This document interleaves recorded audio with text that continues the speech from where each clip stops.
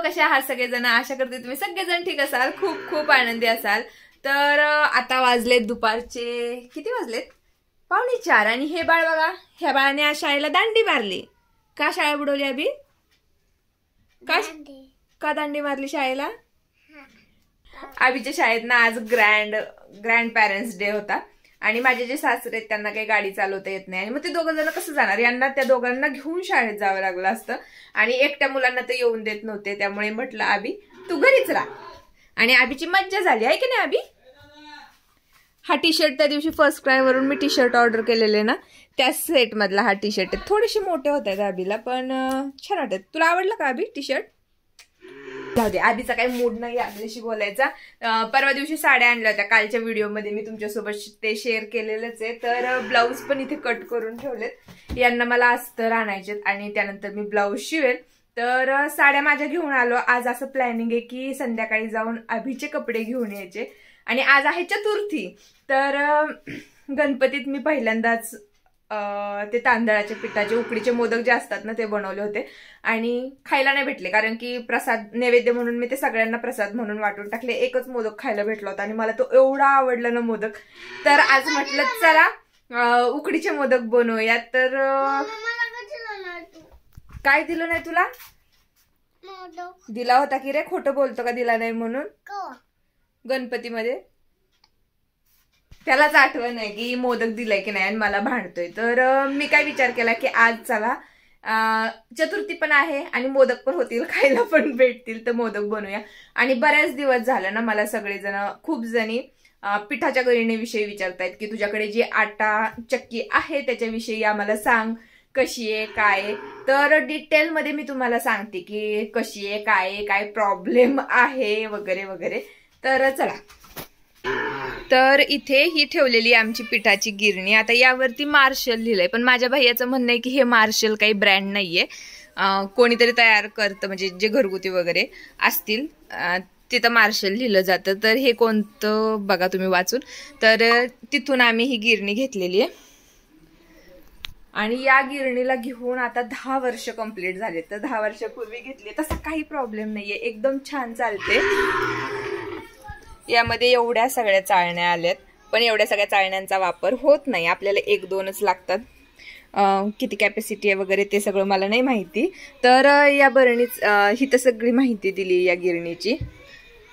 आणि मेन म्हणजे ही गिरणी दिसायला छान आहे. याचं जे बाहेरचं मटेरियल आहे ना ते खूप सुंदर आलं होतं आणि आकार पण वेगळा आहे याला थोडासा, इथून वरतून आकार वेगळा आहे आणि हे असं. तर ही जी पिठाची गिरणी आहे ना आम्हाला 14,000 रुपयांना भेटली होती 10 वर्षापूर्वी. तर आतमध्ये हे असं, जे सगळ्या अशा प्रकारच्या गिरण्या असतात ना त्यामध्ये असंच असतं. इथे खाली एक डब्बा दिलेला आहे आणि हे वरती. आता हे इलॅस्टिक आहे ना, याचा प्रॉब्लेम येतो, ते गरम होऊन खराब येतं, तर त्यासाठी आम्ही असं नाडीने बांधून ठेवतो. आणि आता याच्यात गव्हाचं पीठ दळलेलं आहे. तर ही आहे पिठाची गिरणी. ठीक आहे. तर पिठाची गिरणी तर मी तुम्हाला सांगितली, त्याच्याबरोबर भरपूर चाळण्या येतात वेगवेगळ्या प्रकारच्या, पण त्याचा काही उपयोग होत नाही. 1-2 ज्या चाळण्या असतात ना त्याच फक्त आपल्याला 1 नंबर 1.5 नंबर याचाच वापर होतो, कारण त्यानेच आपण जी बारीक पिठं वगैरे आहेत ती दळून घेतो. तर 14,000 रुपयांना आम्हाला ती गिरणी मिळाली, मी ते तुम्हाला सांगितलं. आता तुम्हाला घ्यायची असेल त्यामुळे तुम्ही मला विचारत असाल, तर माझा खरा रिव्ह्यू मी तुम्हाला सांगते की अशी पिठाची गिरणी घरी असावी की नाही. ज्यावेळेस आम्ही गिरणी आणली आम्हाला छान वाटलं की हा छान पीठ दळते गव्हाचं ज्वारीचं. आपल्याला जास्त काय लागतं, गव्हाचं पीठ आणि ज्वारीचं पीठ. आमच्या घरी रोज संध्याकाळी भाकरी बनतात, 1 टाइम चपाती बनते आणि या गिरणीमध्ये ज्वारीच्या पिठाचा थोडासा प्रॉब्लेम आहे.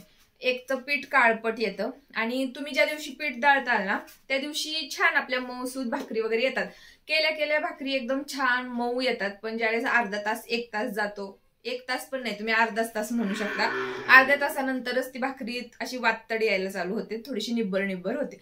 आणि हा प्रॉब्लेम होता, त्यामुळे अजिबात ती भाकरी खाऊ वाटत नव्हती. त्यामुळे सध्या तरी आम्ही काय करतो, जे आमचं ज्वारीचं पीठ आहे ते दुसऱ्या गिरणीवरून दळून आणतो. मग आता आपल्याला 2 तर गोष्टी सगळ्यात जास्त दळाव्या लागतात, गहू आणि ज्वारी. मग ज्वारी जर व्यवस्थित दळत नसेल तर या गिरणीचा काही फायदा होत नाही, कारण फक्त आपल्याला गव्हाच्या पिठा इथे दळणार आपण आणि ज्वारीचं पीठ बाहेरून दळून आणणार. मग काय दोन्ही दळून आणलेलं आपल्याला परवडतच आहे. जर तुम्ही ज्वारी खात नसाल जास्त तर मग तुमच्यासाठी छान आहे. तांदळाचं पीठ एकदम मस्त येतं. बेसन तर एक नंबर तयार होतं, कारण मी कधीच बाहेर बेसन आणत नाही विकत वगैरे.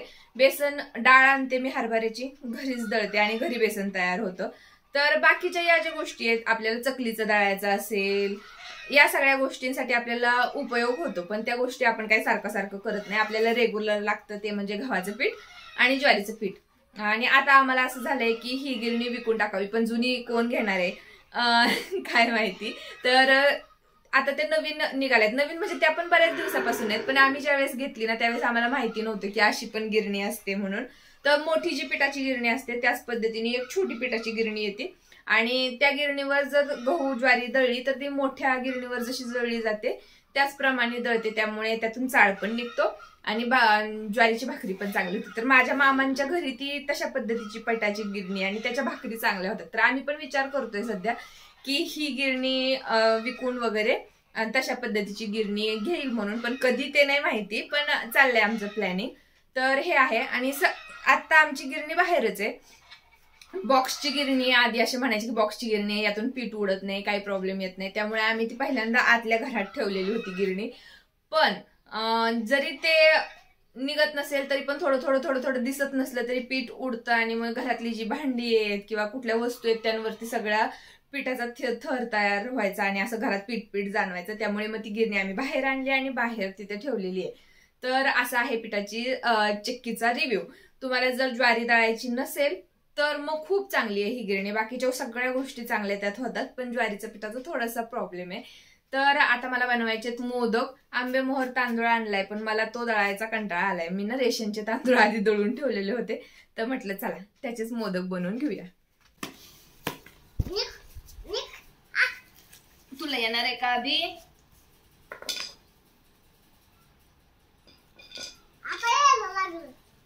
मला पण नाही येत, ट्राय करू की आपण येते का सांगा आणि मी काढते. कसं करायचं असं?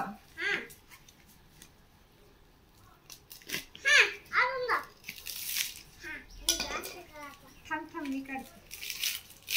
निघलं तिथलं काढू. उलट काढतोय का आपण?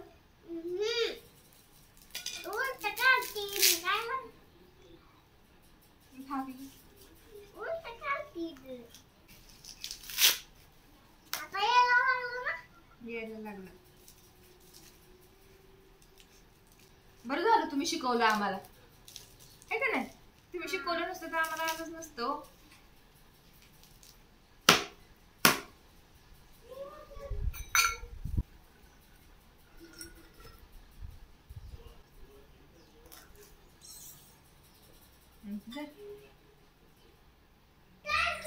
तर हे ना यावेळेस तांदळाचं पीठ मी रेशनचं घेतलंय, आधीच दळून ठेवलेलं होतं, तर म्हटलं चला याचीच बनवूया वेगळं दळण्यापेक्षा आणि बघू होतात की नाही.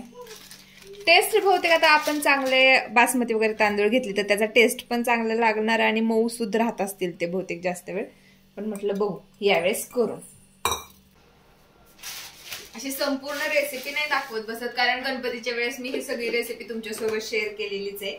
तर फक्त बनवते आणि काही गोष्टी तुम्हाला सांगते. जेवढं आपण पीठ घेतलंय तेवढंच आपल्याला दूध पाणी मिक्स हे घ्यायचंय. तर एक भांड मी तांदळाचं पीठ घेतलंय, अर्ध पाणी आणि अर्ध दूध असं घेते. मोदकाचं कसं आहे, खायला तर एकदम भारी लागतं तसं मोदक.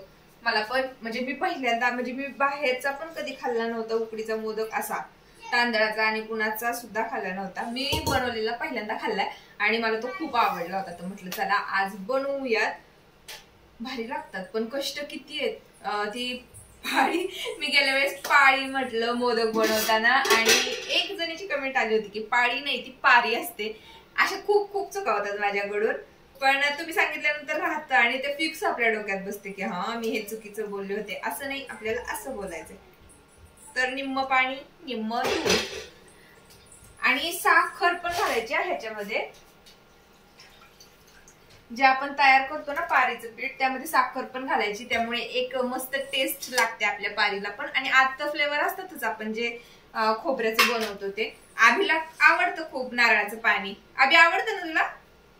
त्याला नारळाचं पाणी एवढं आवडतं, घरात कुठं नारळ दिसला की मम्मा फोड नारळ, बाबा फोडा नारळ, मला प्यायचंय पाणी. पण आज नारळामध्ये फक्त 2 गोटच पाणी निघलं होतं, तेवढंच त्याला प्यायला भेटलं. तर यामध्ये थोडीशी साखर. आज संध्याकाळी आम्ही आधीला ड्रेस आणायला जाणार आहे आणि आधीला मोठ्या दुकानातून ड्रेस घ्यायचाय. कुठल्या दुकानातून घ्यायचा? केवढ्या मोठ्या? तुझा आवाज तर येऊ दे ना. होय, आधीचं म्हणणं आहे की यावेळेस मला मोठ्या दुकानातून ड्रेस घ्यायचा, तर त्याच्या म्हणण्यानुसार घ्यायचा. आता मीठ कोणीतरी सांगितलं की ह्यात घालू नको, मळताना त्यामध्ये मीठ घाल. तर यावेळेस तसं करेल, नंतर घालेल, कारण दूध फुटायची थोडीशी भीती वाटते ना तसं केल्यामुळे. तर परत मीठ घालेल. आणि आता मी सारण बनवून घेते. सारणात काय गूळ, खसखस, तूप आणि ड्राय फ्रुट्स हवे, तर एवढ्याच गोष्टी असतात. तर मी सारण बनवून घेते आणि त्यानंतर आता मोदक तुम्हाला दाखवते. तर हे पीठ तयार झालं मोदकाचं, जे पारीचं पीठ आहे. आणि हे आपलं सारण, त्यामध्ये मी आत्ताच ड्राय फ्रुट्स आणि इलायची घातली. आता मिक्स करते. हे पिल्ला पिल्ला चल चल, केळीचं पान घेऊन येऊ आपण. यायचंय का तुला? रानात जाऊ का मी तिकडच्या? चल.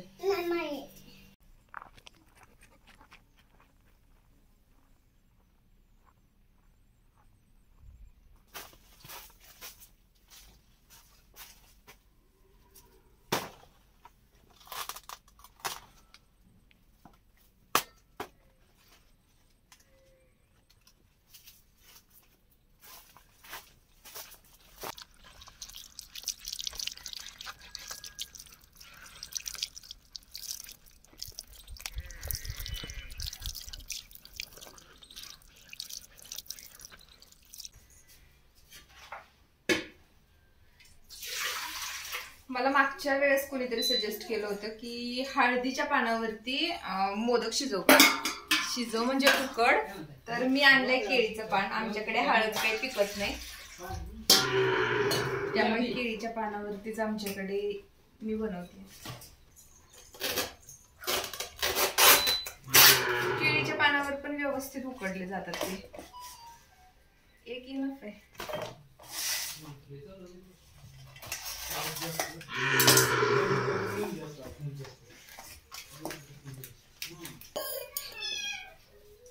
मोदकाचं तसं बाकीचं काम काही अवघड नाही. पीठ पण तयार होतं, सारण पण करणं सोपं आहे. पण जे मोदक वाळायचे ना त्यालाच खूप टाइम लागतो. आणि फरक म्हणायचं तर यावेळेस रेशनच्या तांदळाचं केलं ना, गेल्या वेळेस आंबेमोहर तांदूळ घातला होता, तर थोडस चिकट पीठ मला वाटत होतं. म्हणजे चांगलं आहे ते, चिकटपणा जेवढा असेल तेवढा लवचिकपणा येणार मोदकामध्ये. आणि ह्यात थोडासा कमी वाटतोय मला, जे रेशनचे तांदूळ आपण केलेत त्याचं. गिरणी घरचीच आहे, त्याच ह्याच्यावर 1 नंबरच्या चाळणीनेच मी तेही केले, दळलेत ते पण आणि हे पण.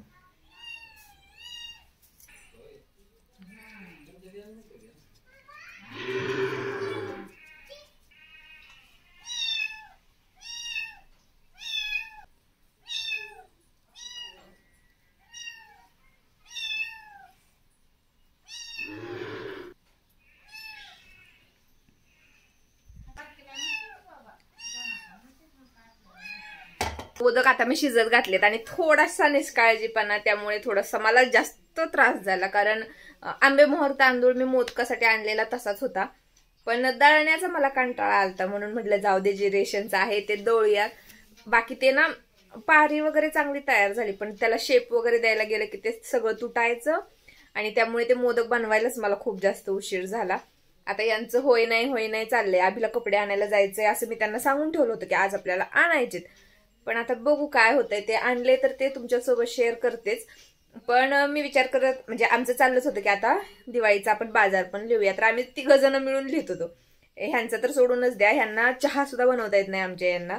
मी, आप्पा आणि आत्या, तर तिघं बसतो आणि मग 3 मिळून आम्ही बाजार लिहितो. आणि आत्यांचे पण नाही एवढं लक्षात येत, पण आप्पा आठवण करून देतात की खसखस लिहिलीये का, हे लिहिलंय का, ते लिहिलंय का.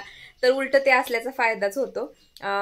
चंद्र उदय किती वाजता आहे वगैरे मला माहिती नाही. आणि मी आधी चतुर्थी धरत होते, पण आमच्याकडे ना आम्हाला लवकर जेवण करायची सवय. संध्याकाळी आम्ही 7:30 ते जास्तीत जास्त 8 हा आमचा जेवणाचा टायमिंग आहे. आणि चतुर्थीचा चंद्र उदय खूपच उशिरा असतो, आम्ही तोपर्यंत झोपी जातो. आणि असं म्हणतात की चंद्र उदय झाल्यानंतर उपवास पण सोडायचा. कधी कधी मी असं करायचे, उपवासच सोडत नव्हते, डायरेक्ट झोपी जायचे आणि राहून जायचं ते. पण असं म्हणतात की चंद्र उदय झाल्यानंतर आरती करून उपवास पण सोडावा लागतो. त्यामुळे मी ते हे काय म्हणतात चतुर्थी धरायचं सोडून दिलंय.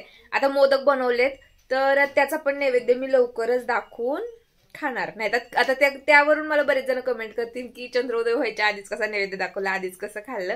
त्यामुळे मी आधीच सांगतेय की नंतर काही उपयोग पण होणार नाही, मग ते तसंच पडून राहतं, कोणी खाणार नाही, काही नाही. त्याच्यामुळे आधीच मी नैवेद्य दाखवणार, खाऊन वगैरे घेणार.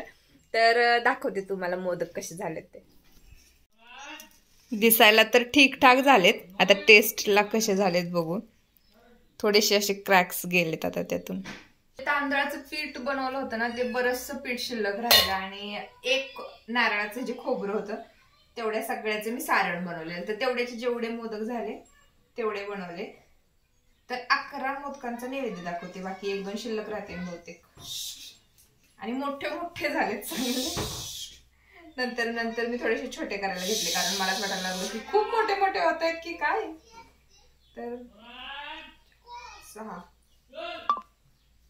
7 8 9 10